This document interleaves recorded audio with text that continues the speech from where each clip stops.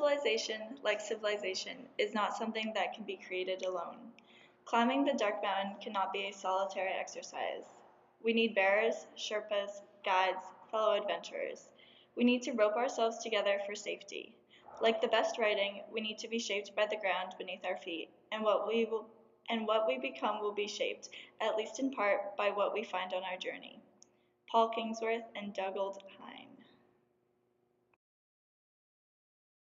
This form of experiential learning should be practiced in more classes. It should be encouraged by more professors because it really allows you to have a better conversation, a better understanding of the topic, and feel more comfortable with your peers. Just expanding your thinking and talking about new ideas.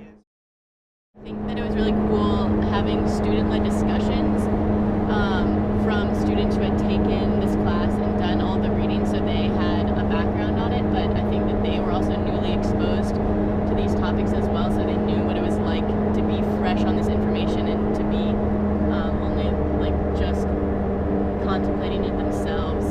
I think it made a really good environment for the people who weren't in the class to also be learning about it for the first time too, and to go and have open discussions.